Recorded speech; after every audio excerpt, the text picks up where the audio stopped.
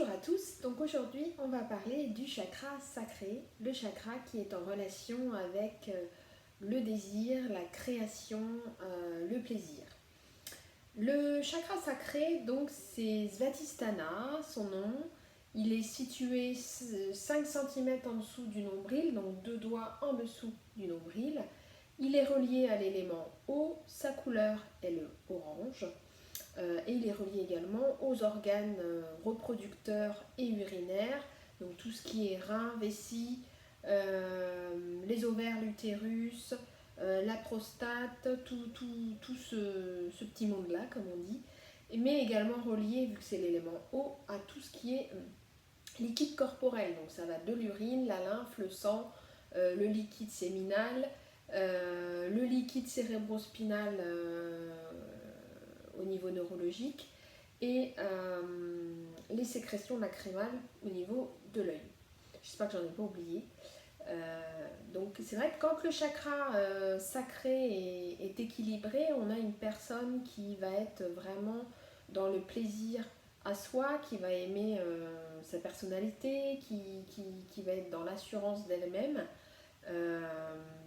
et puis qui va plutôt être dans le plaisir de donner également, qui va donner du plaisir aux autres.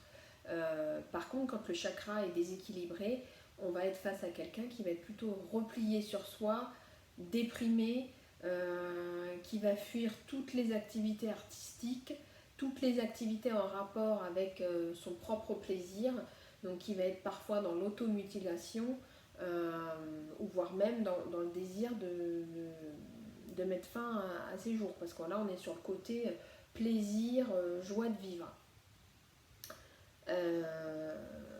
Qu'est-ce que je voulais dire d'autre? Oui, le sens qui est en rapport avec le chakra sacré, c'est le goût de vivre, on en revient là, le goût de faire plein de choses.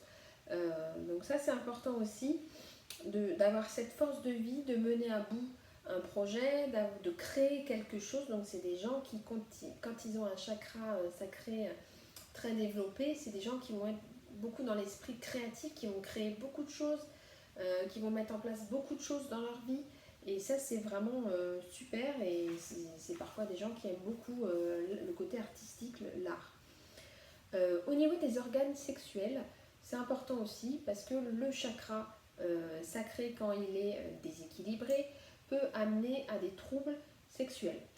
Donc ça va de l'anorgasmie, donc c'est des gens qui ne vont pas du tout prendre de plaisir dans leur rapport intime, qui ne vont pas oser se montrer comme ils sont, donc qui ne s'acceptent pas physiquement non plus. Ça va être des gens qui vont avoir des douleurs importantes pendant les rapports intimes. Et puis tout ce qui est en rapport avec la procréation, donc ils vont avoir des difficultés pour procréer. Chez les femmes, ce qui fait souvent résonance, c'est des gens qui vont, des personnes qui vont faire des fausses couches à répétition, des grossesses extra-utérines, parfois également à répétition. Voilà, donc des cystites à répétition aussi chez la femme ou voire l'homme. Donc toutes ces petites choses en rapport avec le chakra qui est en rapport avec ces organes-là. Alors,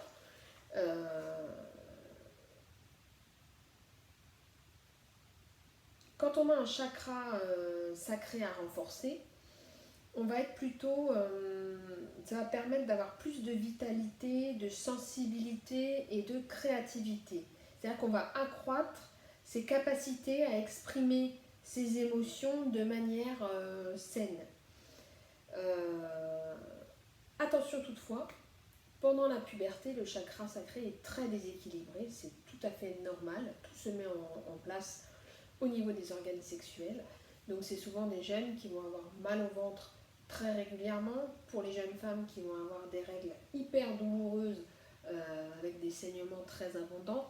Tout ça c'est un petit peu normal, mais ça n'engage que moi, et il faut bien sûr aller voir un médecin si c'est très important.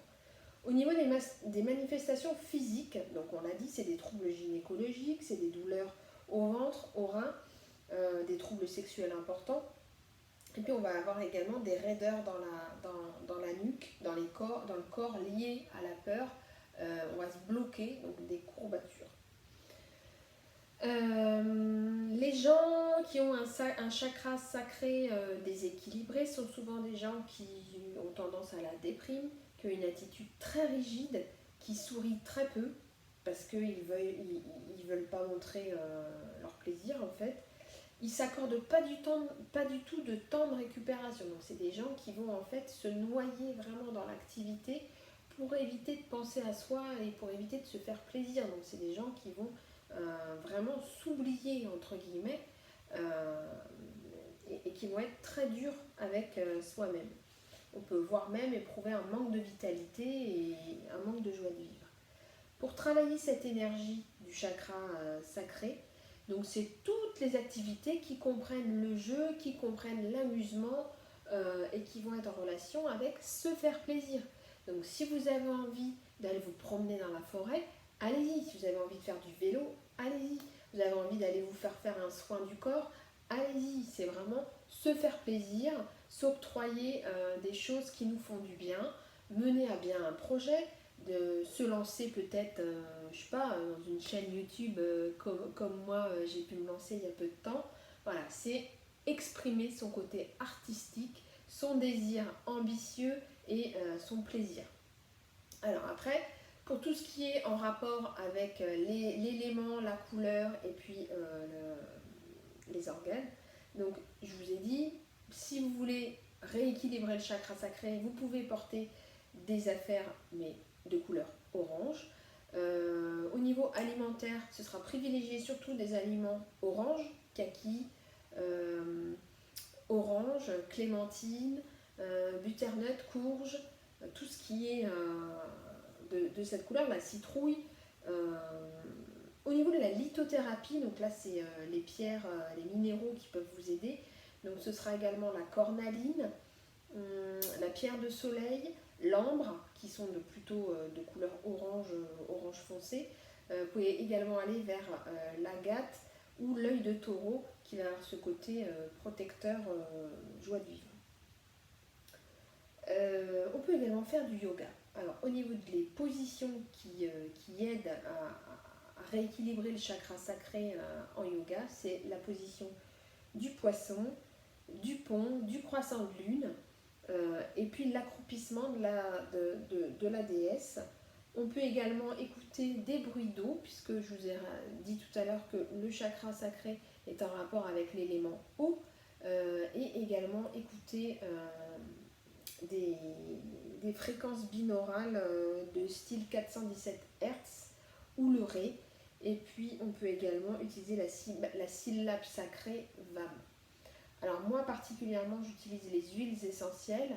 Les huiles essentielles qui vont un petit peu aider à ouvrir ce chakra sacré, c'est l'huile essentielle de jasmin, l'huile essentielle de rose, le bois de santal, donc à diluer un tout petit peu, donc c'est 1 à 2 gouttes diluées dans un tout petit peu d'huile d'amande douce, et on va l'appliquer donc au niveau du chakra sacré, donc 5 cm ou 2 doigts en dessous du nombril.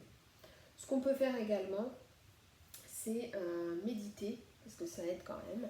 Donc on se met en position du lotus, les mains l'une sous l'autre, donc c'est la main gauche sous la main droite, et on va venir serrer les pouces, et ça c'est la position du chakra sacré pour faire résonance. Voilà.